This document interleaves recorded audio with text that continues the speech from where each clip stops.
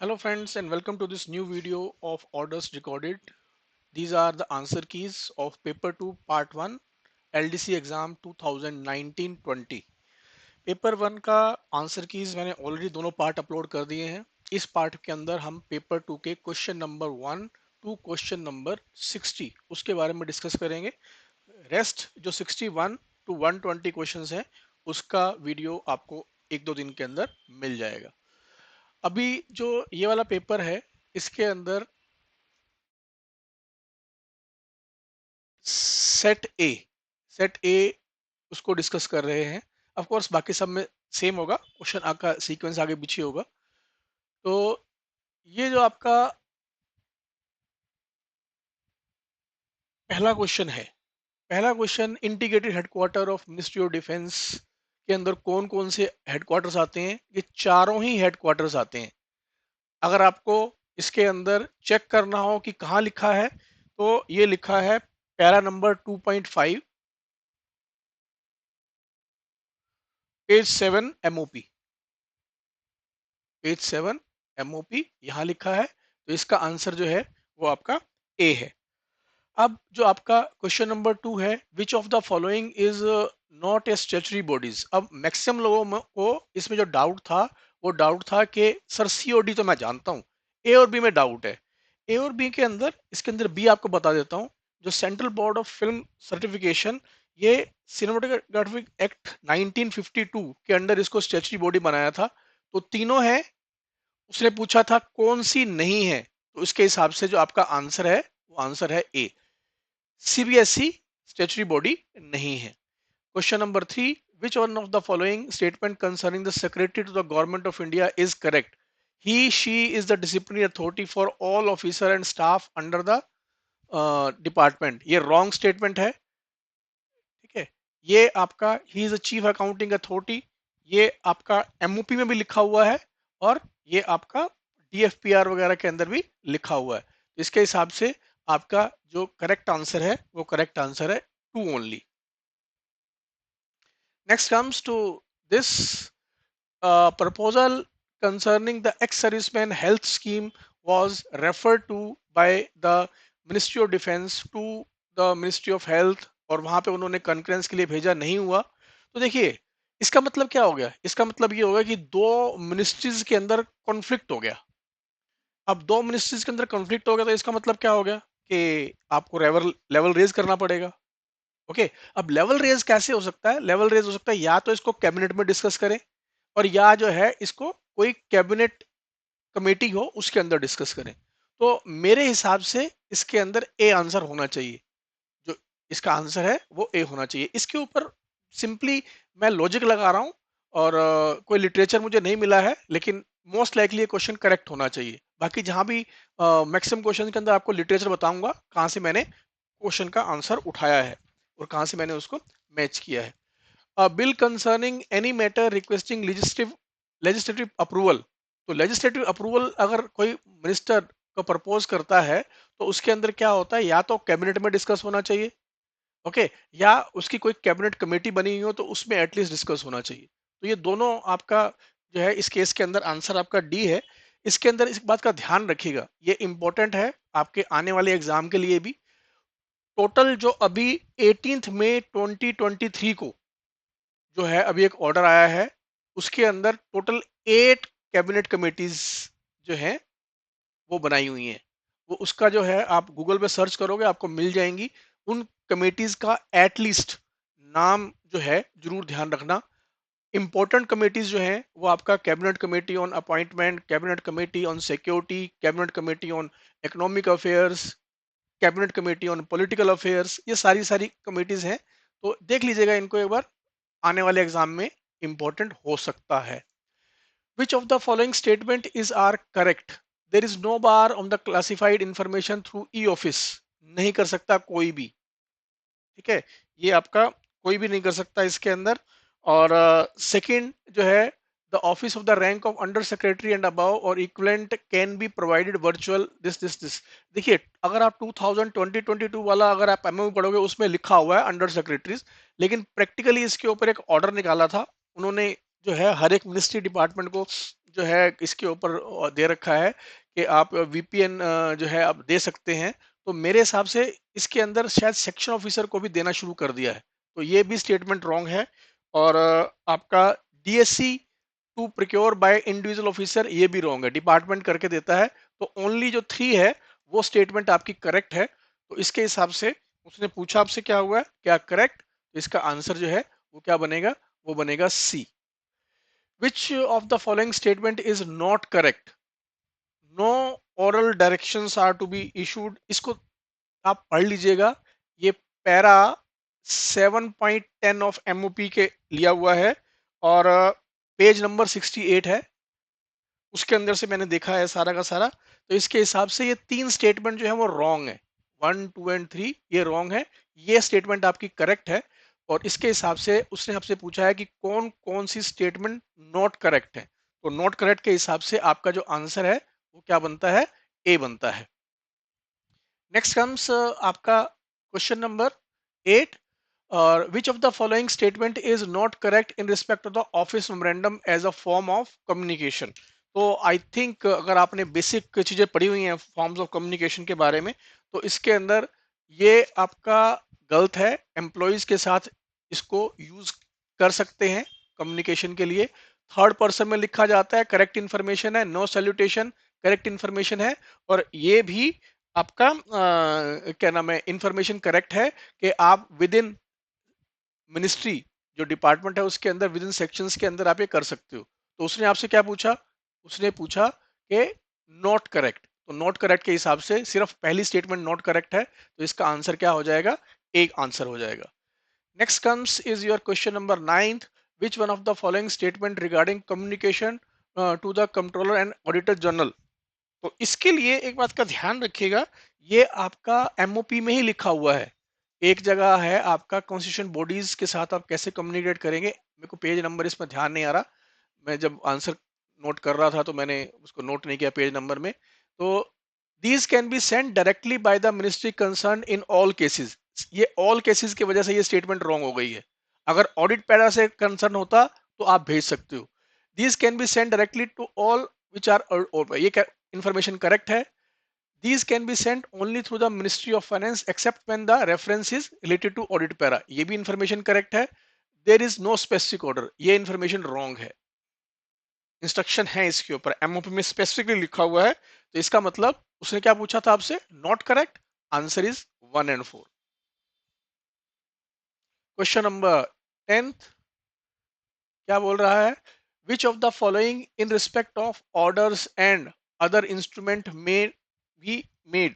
तो इसके अंदर आपका ये पैरा 9.3 है एमओपी का, 9.3 पैरा एमओपी का है और पेज नंबर है 103, उसके अंदर से मैंने चेक किया है और इसके हिसाब से जो आपका सी है वो हमारा आंसर है करेक्ट। उससे क्योंकि उसने पूछा ये कौन सा करेक्ट नहीं है, तो ये आपका करेक्ट नहीं था सी वाला। 11th, which one of the following statement regarding the citizen client charter is are correct.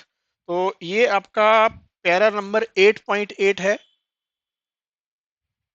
Citizen charter के बारे में, और इसके अंदर आपका it is enforceable in the court of law, wrong है। The citizen term citizen includes company trust, ये correct है। The government agency availing service, ये भी करेक्ट है। ओके, 2 एंड 3 करेक्ट हो गए आपके। The contact officer of the citizen charter are appointed by the vigilance, ये रॉन्ग इंफॉर्मेशन है। तो करेक्ट कौन कौन से हो गए, 2 एंड 3। और उसने आपसे यही पूछा था कि करेक्ट बताओ, तो इसका आंसर जो है वो आपका क्या है, बी आंसर है इसका। तो ये आपके 11 क्वेश्चन डिस्कस हो गए। अब हम डिस्कस करते हैं आगे। नेक्स्ट क्वेश्चन है हमारा क्वेश्चन नंबर 12। तो क्वेश्चन नंबर 12 में which one of the following statement is not correct, an employee may be permitted to leave office. अब देखिए ये बड़ा आपका जो वो है ना, मेन है कि आया कहाँ से है ये क्वेश्चन आपका आया है जो नोट्स ऑन ऑफिस प्रोसीजर जो आईएसटीएम ने इशू किया है। मैं हमेशा बोलता हूँ आप लोगों को कि जो आईएसटीएम इशू करता है नोट्स ऑन ऑफिस प्रोसीजर, उसको जरूर पढ़ा करिए, उसके अंदर से काफी क्वेश्चन डायरेक्टली आ जाते हैं। इसके अंदर with the sanction of the secretary, ये सेक्रेटरी नहीं है, यहाँ पे इसकी जगह जो उसका एडमिन ऑफिसर होगा उसकी परमिशन से जाता, तो ये स्टेटमेंट रॉन्ग है। Person reaching office within 10 minutes, this is not consider, ये स्टेटमेंट करेक्ट है। ठीक है, उसको 10 वो हुआ। Late attendance can be condone unless it becomes a frequent, ये भी इंफॉर्मेशन करेक्ट है। और casual leave is not a recognised form of leave, ये भी करेक्ट है। तो ये तीन करेक्ट है। आपकी स्टेटमेंट रॉन्ग है वो वन है। यहाँ पे उसने वो आंसर दे ही नहीं रखा। ठीक है, तो मेरे हिसाब से ये बिल्कुल आपका करेक्ट क्वेश्चन है जिसके ऊपर आप कंटेस्ट कर सकते हो। ये क्वेश्चन की स्टेटमेंट रॉन्ग है। ठीक है, आप इसको चाहो तो आईएसटीएम के नोट्स ऑन ऑफिस प्रोसीजर में सेकंड स्टेटमेंट को चेक कर सकते हो। सेकंड स्टेटमेंट आपकी रॉन्ग करेक्ट स्टेटमेंट है। तो इसके हिसाब से सेकंड इसके अंदर नहीं आएगा। काफी लोग मेरे को बोल रहे हैं कि सर नहीं, 1 और 2 इसका आंसर होगा। मेरे हिसाब से ये करेक्ट नहीं है। क्वेश्चन नंबर 13 जो है, which one of the following statement is correct? The administrative tribunal act जो है वो आपका does not apply to the secretary, ये करेक्ट इंफॉर्मेशन है। A 2 member divisional bench is constituted to hear the cases dealt by the this, ये information भी correct है। तो ये दो इंफॉर्मेशन आपकी करेक्ट है। और अगर आप ऑप्शंस में चेक करेंगे तो ऑप्शंस के अंदर वन जो है, फर्स्ट स्टेटमेंट जब करेक्ट है तो फर्स्ट आपका आई सिर्फ ए में रहा है, तो इसके हिसाब से आपका आंसर जो है वो ए होगा। नेक्स्ट है आपका, which one of the following term describes the termination of session? इससे आसान क्वेश्चन हो नहीं सकता है। It is B. 15th, in the context of the e office procedure which one of the following? चाहे देखिए, चाहे ई ऑफिस है नॉर्मल ऑफिस है, ये आपका ग्लोसरी के अंदर से आया हुआ है, करेक्ट स्टेटमेंट है। डॉक्यूटिंग वाला करेक्ट स्टेटमेंट है, मेटा डाटा वाला करेक्ट, चारों स्टेटमेंट करेक्ट है। तो इसके हिसाब से इसका जो आंसर है वो क्या होगा? ए होगा। Next comes, which one of the following statement regarding the e-office procedure is correct? The only two urgency grading are immediate and priority, तीन होती हैं, top priority भी होती है, तो ये statement wrong है। Okay, the grading of urgency assigned to a case are to be reviewed, बिल्कुल करेक्ट है, बिल्कुल रिव्यू कर सकते हैं। अगर आप इसको चेक करना चाहते हो तो इसके अंदर पेज नंबर 48, 48 पे बॉक्स E6 है। मैं एमओपी की बात कर रहा हूं, उसमें ये सारी की सारी स्टेटमेंट लिखी हुई हैं। ठीक है, और उसके हिसाब से आपका ये थर्ड स्टेटमेंट भी करेक्ट है। और इसके आंसर जो है वो क्या है आपका? 2 and 3। Then comes your question number 17, which one of the following statement regarding the single e file system is correct? Both the statements are correct. जो है इसके अंदर पैरा नंबर 8.7 है इसके बारे में, और पेज नंबर है 82। ये मैं इसलिए साथ साथ बता रहा हूँ, if you want to cross check you can cross check all this information. तो इसके हिसाब से आपका आंसर बन रहा है। अच्छा, ओके, बाकी स्टेटमेंट भी चेक करनी है। 3 and 4 ये आर टू बी कन्वर्ट, जो आपका ये conventionally the secretariat noting on an SS file starts with, ये सारी स्टेटमेंट ही करेक्ट है, चारों स्टेटमेंट ही करेक्ट है इसके अंदर। डी आंसर है इसके अंदर, sorry not D, A answer है। According to the government of India allocation of business rules, अब ये देखिए, ये हुआ पता क्या था? 1961 के अंदर जब ऑर्डर निकाला था, इसका एओबी का ऑर्डर निकाला था, जिसमें हमारे उस टाइम के जो प्रेसिडेंट थे उनके नीचे सिग्नेचर ब्लॉक भी बना हुआ है। उसके अंदर एक पैरा है नीचे, पेज नंबर 7 है, चेक कर लीजिएगा। जहां पे एओबी आपको लेटेस्ट वाला मिला हुआ ना, उसके अंदर पेज नंबर 7 के ऊपर वो ऑर्डर है, जनवरी 14 जनवरी 1961 का। और उसके हिसाब से ये सेकंड और थर्ड इंफॉर्मेशन करेक्ट है। जहां पे आपको मैं बता रहा हूं कि क्रॉस चेक कर लीजिए, वो मैंने क्रॉस चेक किया हुआ है, इस वजह से ही इतना टाइम लग गया। फॉरेन गवर्नमेंट के साथ अगर आप कम्युनिकेट करना चाहते हैं तो the communication is your letter. Which of the following statement regarding the constitution of the departmental standing committee? तो 45 मेंबर्स होते हैं, बिल्कुल करेक्ट है। The members are drawn from both houses, बिल्कुल करेक्ट है। Minister of the department concern is chairman, minister उसका party नहीं होते। ठीक है। एंड उनका वन ऑफ द फंक्शन क्या होता है, जो डिमांड ऑफ ग्रांट्स होती हैं उनको चेक करना। तो इसके हिसाब से बताइए क्या आंसर बना, 1, 2 एंड 4, 1, 2 एंड 4 के हिसाब से सी आंसर बना। Next comes, which one of the following consider as the period spent on duty by the this तो ये सारे के सारे जो हैं आपके पीरियड जो हैं वो आपके ड्यूटी हैं FR 916, उसके अंदर ये सब लिखा हुआ है, ये सारे के सारे पीरियड जो हैं आपके ड्यूटी पीरियड कहलाते हैं। तो डी इसका आंसर है। नेक्स्ट इज के सब्सटेंस अलाउंस, इसका रूल कहाँ लिखा हुआ है, इससे आसान भी क्वेश्चन हो नहीं सकता अगर आप सीसी रूल पढ़ते हो। 53 के अंदर लिखा हुआ है सब्सटेंस अलाउंस देना है, उसके ऑफ कोर्स कुछ कंडीशंस होती हैं। सब्सटेंस अलाउंस के ऊपर और क्वेश्चंस क्या क्या आ सकते हैं, एक क्वेश्चन आता है इसके अंदर क्या क्या डिडक्शन हो सकती हैं, क्या क्या डिडक्शन नहीं हो सकती हैं।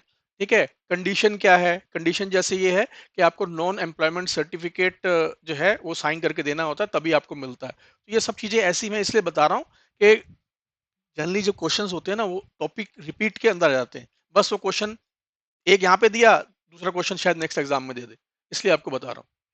Question number 23, consider the following statement regarding the combination of appointment. Combination of appointment के ऊपर जो है आपका रूल जो है वो ये बिल्कुल करेक्ट है, पहली वाली इंफॉर्मेशन बिल्कुल करेक्ट है। और इसके ऊपर ना एक ऑर्डर निकला है अभी, ये 30 सितंबर 2022 को, तो उसके अंदर आपको सारा का सारा क्लियर हो जाएगा कि additional pay shall be admissible to a government servant, अगर रूटीन काम करेगा बिल्कुल एडमिसिबल नहीं है। और deputation allowance shall be admissible, इसके लिए जो रूल है ना, इसके लिए रूल ढूंढने के लिए मुझे बहुत टाइम लगा। 1966 का ये ऑर्डर है जिसके अंदर उन्होंने बोला था कि डेपुटेशन अलाउंस नहीं देना है। तो इसके हिसाब से आपका आंसर है वो 1। ये 1966 का जो ऑर्डर है वो आपको ढूंढना पड़ेगा अगर आप ढूंढना चाहते हो, मैंने बड़ी मुश्किल से ढूंढा है। तो 24 इसके अंदर दो ऑर्डर हैं रिलेवेंट। वो एक ऑर्डर है आपका 2 दिसंबर 1969 का, और दूसरा है आपका 17 जुलाई 1998 का। और उसके हिसाब से इसमें कहीं भी जो चारों हैं आपका कि इंडेक्स ऑफ ओल्ड फाइल्स बनाने के लिए, temporary increase in cash book work के लिए, या special work in arbitration cases के लिए, या एग्जाम्पली work of commendation of this, किसी के लिए भी आपको ऑनरेरियम नहीं मिलता है। इसके लिए इसका आंसर डी है। तो ये और दोनों ऑर्डर बेसिक चेक कर लीजिएगा, स्पेसिफिकली वर्डिंग यही यही उठा कर रखी है। क्वेश्चन नंबर 25, इसके हिसाब से आपका जो है ये कौन कौन से हैं, ये आपका पे इसके अंदर इंक्लूड होती है एमोल्यूमेंट के अंदर लाइसेंस फी की रिकवरी के लिए, और ये इंक्लूड नहीं है। ठीक है, मैसिंग अलाउंस जो है वो नर्सेस को मिलता है।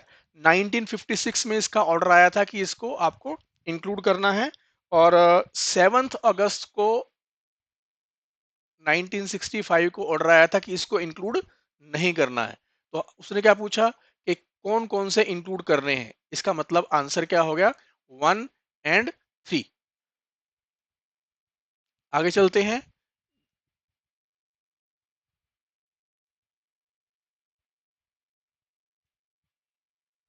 क्वेश्चन नंबर 26 की तरफ। इसके अंदर जो है आपका टाइप 4 के अंदर जो आपके डैमेज चार्जेस होते हैं, फर्स्ट मंथ के लिए 40% होता है, सेकेंड मंथ के लिए जो है वो आपका 40% प्लस 10% होता है, और इसने पूछा है हमारे से थर्ड मंथ के लिए। तो थर्ड मंथ के लिए जो इसका आंसर है वो है आपका D, that is your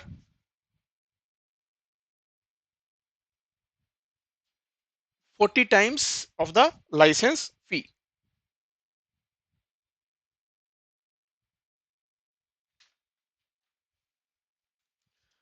post carrying the definite rate of pay but for the limited period, इसको आप बोलते हैं टेम्परेरी पोस्ट। देखिए दो तीन चीजें हैं, आपके पास चार टाइप की पोस्ट होती हैं। एक होती है आपकी टेम्परेरी पोस्ट, डेफिनेट पे plus limited period. Permanent post क्या होती है, डेफिनेट पे इनडेफिनेट पीरियड। टेन्योर पोस्ट क्या होती है? Permanent post, but a particular government servant can hold that post for a specific time. ठीक है, तो ये सारी की सारी डेफिनेशंस याद कर लेना, ये अच्छी डेफिनेशंस है। एक सुपर न्यूमरी पोस्ट भी होती है। सुपर न्यूमरी पोस्ट भी, उसको परमानेंट पोस्ट बोला जाता है, लेकिन उसके अंदर वो एक स्पेसिफिक गवर्नमेंट सर्वेंट के लिए क्रिएट की जाती है, जस्ट टू अकोमोडेट हिम और हर। ठीक है, जैसे ही वो पर्पस ओवर हो जाता है, वो आपका पोस्ट खत्म कर दी जाती है। आप बोलोगे क्या मतलब है सर इसका? इसका मतलब ये है कि अगर सपोज करिए कि एक गवर्नमेंट सर्वेंट था, उसको हमने प्रमोशन नहीं दिया, उसने कोर्ट में केस कर दिया। अब केस कर दिया तो डिसीजन आने में काफी टाइम लग गया। अब डिसीजन उसके फेवर में आ गया कि उसको कोर्ट ने बोला कि उसको जो भी जिस डेट से उसके जूनियर्स को आपने प्रमोट किया, उसी डेट से उसको प्रमोट करो। अब क्वेश्चन उठता है कि सर उस वक्त अगर मेरे पास पोस्ट नहीं हुई तो क्या करूंगा मैं? मान लो सारी की पोस्ट जो है वो एग्जॉस्ट हुई हुई है, तो मैं उसको अकोमोडेट कैसे करूंगा? इन दैट केस, जब तक वो उस पर्टिकुलर पोस्ट के ऊपर काम करेगा कागजों में, ठीक है, तब तक मुझे एक सुपर नुमरी पोस्ट क्रिएट करनी पड़ेगी, अदरवाइज मैं उसकी पे एंड अलाउंसेस एडजस्ट नहीं कर पाऊंगा। Okay, question number 28। इसके लिए आपको ऑप्शन देने के लिए कितना टाइम मिलता है एफ आर 22-1 के अंदर? 1 मंथ या 30 days? Next comes your consider the following statement regarding the lien. Lien के अंदर फर्स्ट स्टेटमेंट आपकी करेक्ट है कि जो है वो उसको right of a government servant to hold a regular post, the benefit is also enjoyed by the government employ on probation, नहीं नहीं मिलता है उनको। It is also available to those who have been promoted on regular basis on higher post. देखिए, lien जो है ना, एक टाइम में एक ही पोस्ट पे मिलता है। अगर वो हायर पोस्ट पे रेगुलर बेसिस पे प्रमोट हो गए तो डेफिनेटली जो है वो हायर पोस्ट के ऊपर जो है उनको मिल जाएगा वो। ठीक है, सब्जेक्ट टू द कंडीशन कि उसके ऊपर कोई प्रोबेशन का कंसेप्ट ना हो। यानी अगर सपोज करो आप अभी एसओ बनेंगे, एसओ बनने के बाद आप यूएससी बनेंगे। जब आप एसओ ग्रुप बी गजटेड से यूएस बने ग्रुप ए में, हालांकि आपका प्रमोशन क्या होगा? रेगुलर होगा। ठीक है, लेकिन for the first 2 years you will be on probation. तो अब अगर वो आप प्रोबेशन के ऊपर हैं, इसका मतलब यूएस की पोस्ट के ऊपर तो आपका लियन है नहीं, क्योंकि प्रोबेशन के ऊपर तो होता नहीं है। तो क्या आपका एसओ की पोस्ट के ऊपर प्रोबेशन रहेगा? आंसर इज यस, बिल्कुल रहेगा। ठीक है, तो इसलिए इसका आंसर क्या है? 1 और 3। 30, रेकरिंग और non recurring payment honorarium is granted to central government. कहां से मिलता है? डेफिनेशन पढ़ लीजिएगा, डेफिनेशन में ही लिखा हुआ है, कंसोलिडेट फंड ऑफ इंडिया से मिलता है। यही डिफरेंस होता है आपका फी में और इसमें। 31, consider the following statement in case of the government servant placed under suspension. तो इसके अंदर तीनों स्टेटमेंट करेक्ट हैं। Licence fee free concession will be cease from the date of suspension, leave may not be granted. ठीक है, और period of suspension shall be treated as duty if, अगर या तो माइनर पेनल्टी है या उसको एक्सोनरेट कर दो। जहां पे आपका हम बोलते हैं कि ही the suspension was wholly unjustified. Under which of the following fundamental rights the appointing authority has the absolute right? लेकिन ध्यान रखना, ये क्या है? आपका ग्रुप सी लिखा हुआ है। काफी लोग शायद इसका आंसर FR56J लिख के आए होंगे, जो कि रॉन्ग है। इसका आंसर FR56L है। इसके ऊपर आपका ऑर्डर आया था 31 मई 2016 को। पहले भी पिछले 2018 वाले एग्जाम में भी इसके ऊपर एक क्वेश्चन आया था, और आंसर जो है वो इसका क्या है? 65 ईयर्स है। सेंट्रल हेल्थ स्कीम के doctors.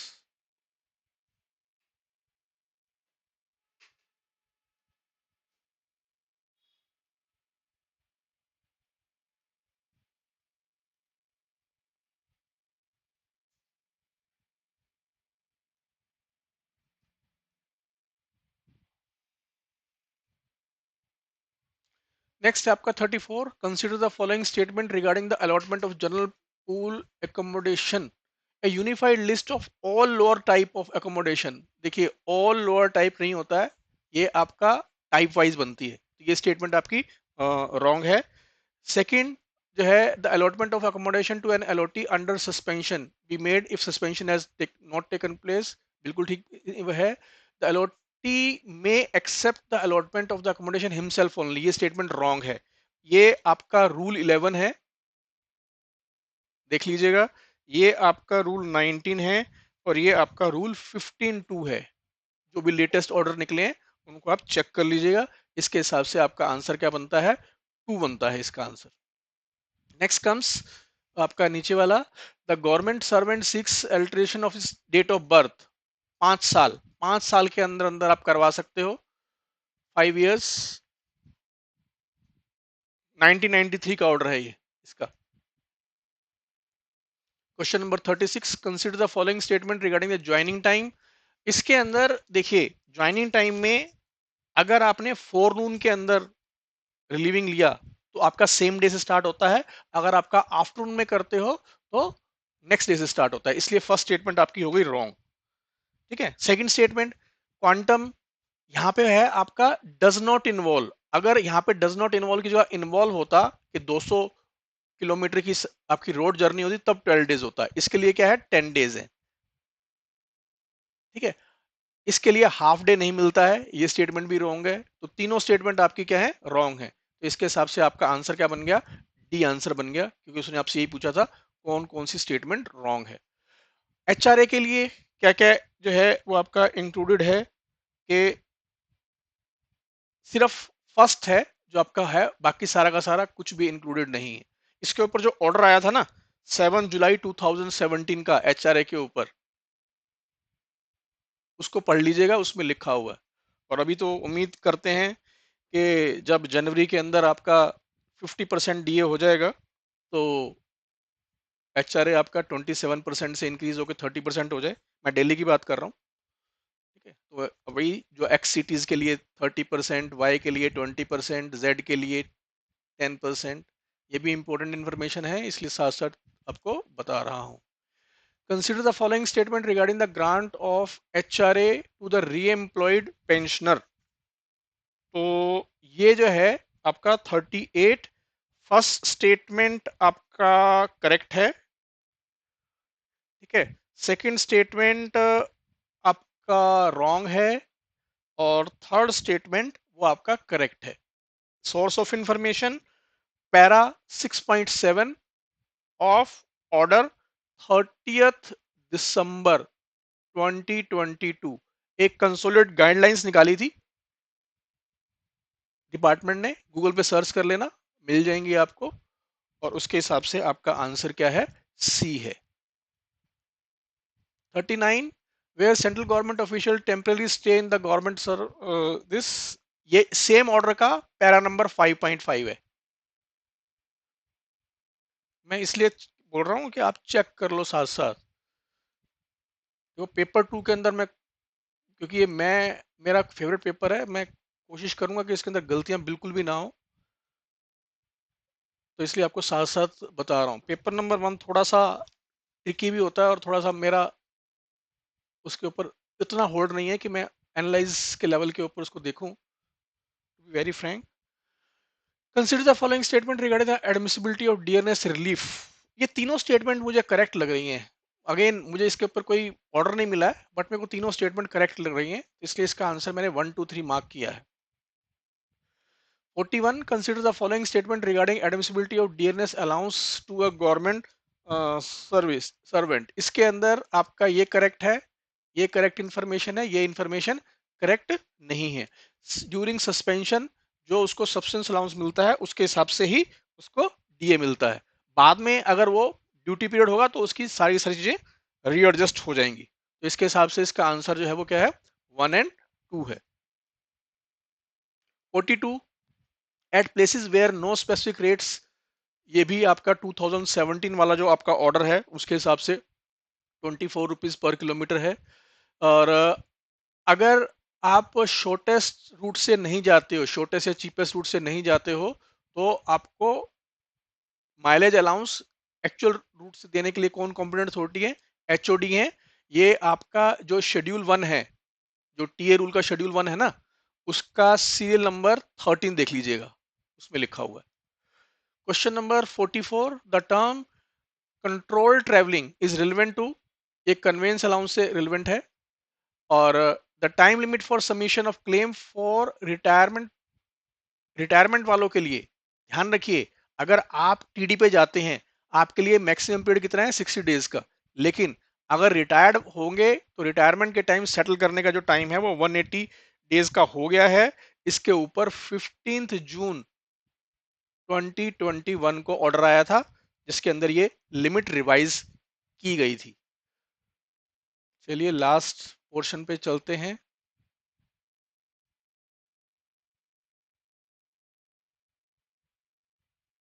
Consider the following detail of the government servant who retire before attaining the age of this normal. एक सिंपल सी कैलकुलेशन है, देखिए जो ये आपका अमाउंट है ना, 34,000, 35,600, पहले तो इसका 40% निकालिए क्योंकि उसने 40% ऑफर किया।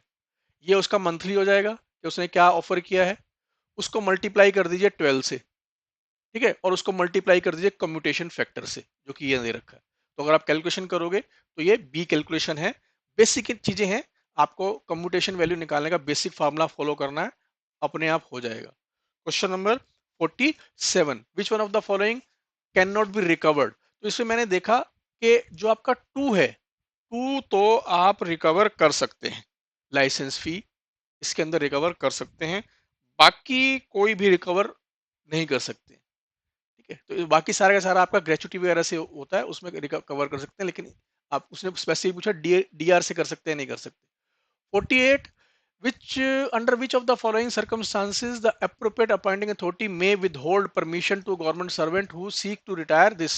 तीनों ही केसेस के अंदर वो विदहोल्ड कर सकते हैं।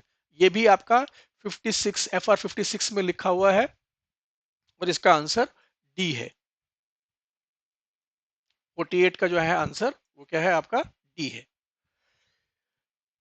नेक्स्ट आपका सर्विस वेरिफिकेशन के लिए प्रोसेस ये रिवाइज हुआ था, पहले इसका अलग रूल था, अभी उन्होंने बोला एनुअल सर्विस वेरिफिकेशन होना है। इसके ऊपर ऑर्डर 2016 के अंदर आया था, उस ऑर्डर के अंदर पढ़ लीजिएगा, एनुअल सर्विस वेरिफिकेशन के बारे में बात कर रहा है। 50, which of the following shall form parts of the emolument in the context of CCS pension rule. तो क्या है, pay drawn by the government servant during the deputation state government नहीं है, ठीक है। Pay drawn by the government servant foreign service ये नहीं है, लेकिन हाँ अगर आप सेंट्रल गवर्नमेंट के किसी दूसरे डिपार्टमेंट में जाते हो तो वो आपका बनता है, बेसिक पेंशन रूल के अंदर है। पेंशन रूल के अंदर देख लीजिएगा, उसके अंदर ये लिखा हुआ है जहां पे एमोल्यूमेंट के बारे में लिखा हुआ है। Minimum amount of family pension, again बहुत आसान क्वेश्चन है, 9,000 plus D R. 52, which one of the following category dearest relief of the pension is payable। किस किस को पेबल होती है आपका ये फैमिली पेंशन। इसके अंदर फैमिली पेंशनर को तो मिलती ही है, पेंशन ड्राइंग कंपेशनर ड्राइंग उनको भी मिलती है, सर्विस पेंशनर को भी मिलती है, ठीक है।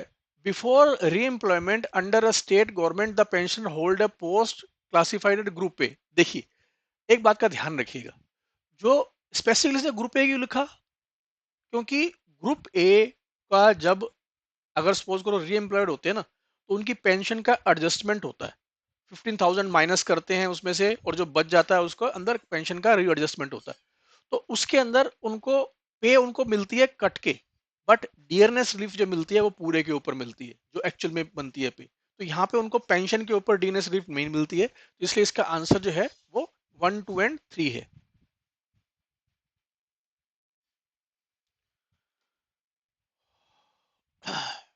ये इग्नोरेबल, अभी ऊपर बात कर रहा था ना कुछ अमाउंट इग्नोर करते हैं, तो इग्नोर जो अमाउंट करते हैं वो क्या है आपका 15,000 है।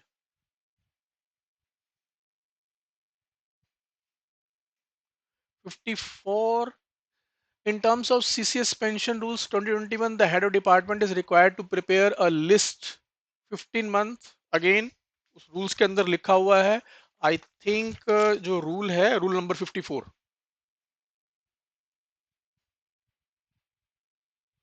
55, in terms of provision of this government servant को डॉक्यूमेंट कब तक सबमिट करने होते हैं, 6 मंथ्स। ये आपका लिखा हुआ है रूल 57C2A के अंदर, सब पेंशन रूल की बात हो रही है, वही चल रहा है आपका। ये आपका जब ज्वाइन करते हैं तो फॉर्म 2 जो है उसके अंदर सबमिट करते हैं। 12 टाइम्स ऑफ दिस। अब इसके अंदर ना अलग अलग ध्यान रख लीजिएगा, इसको हो सकता है बाद में कुछ और पूछ जाए। यहाँ पे 6 टाइम्स होता है, यहाँ पे 12 टाइम्स होता है जो पूछा है एक्चुअल में, और यहाँ पे 20 टाइम्स होता है, और यहाँ पे क्या होता है 50% ऑफ द एमोल्यूमेंट वो होता है। तो उसने हमसे 12 टाइम्स पूछा था, इसलिए इसका आंसर जो है वो क्या है, बी है। 58, consider the following statement regarding the family pension where government servant while dies after the completion of 1 year of service, his family shall be entitled to family pension। बिल्कुल करेक्ट है। ठीक है, अगर उसकी सर्विस के अंदर death हुई,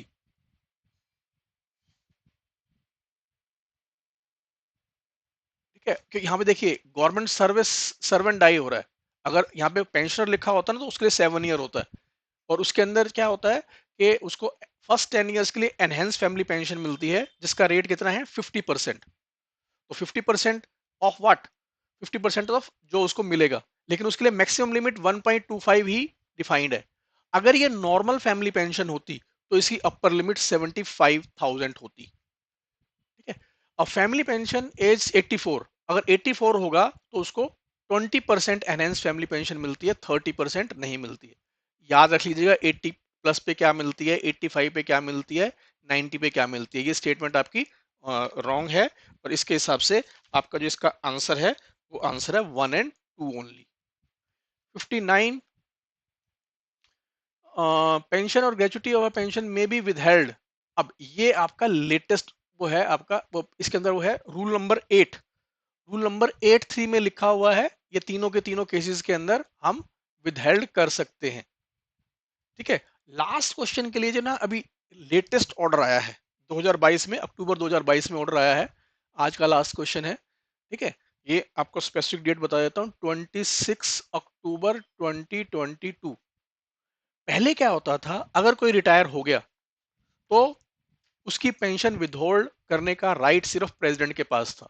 अभी इस ऑर्डर के बाद 26 अक्टूबर 2022 के ऑर्डर के बाद उन्होंने रिवाइज कर दिया कि जहां भी अपॉइंटिंग अथॉरिटी प्रेसिडेंट नहीं है, इस केस में जो भी सेक्रेटरी हैं, the secretary of the administrative ministry department, he is competent. That's why इसका जो आंसर है वो सी हो गया। तो ये है आपका पार्ट 1, जिसके अंदर जो है हमने डिस्कस किया कि फर्स्ट से लेकर 60 तक जो क्वेश्चंस हैं उन सबको हमने डिस्कस किया। अब जो 61 से 120 के बीच में जो क्वेश्चंस आएंगे, डेफिनेटली वो आपका 1-2 दिन के अंदर मैं अपलोड कर दूंगा। अब मेरे हिसाब से इसमें से जो भी क्वेश्चन का आंसर मैंने बताया है कोई रॉन्ग नहीं होना चाहिए। स्टिल अगर आपको किसी को लगता है कि नहीं है, हालांकि मैंने आपको डॉक्यूमेंट के साथ बताया है, लेकिन फिर भी हो सकता है 1-2 क्वेश्चन ऐसे हैं जहां हम गेस वर्क मैंने किया है, तो अगर उन क्वेश्चंस के अंदर आपको लगता है कि नहीं सर आंसर इसका तो ये होना चाहिए, तो प्लीज कमेंट के अंदर लिखना, उसको बताना, एंड आई विल ट्राई कि उसको क्रॉस चेक करूं कहीं से और फिर उसको करेक्ट करूं। ठीक है, मेरे हिसाब से जितने भी बताए हैं सभी करेक्ट बताए हैं। सो ये आपका आज का वीडियो था। Thank you, thank you very much.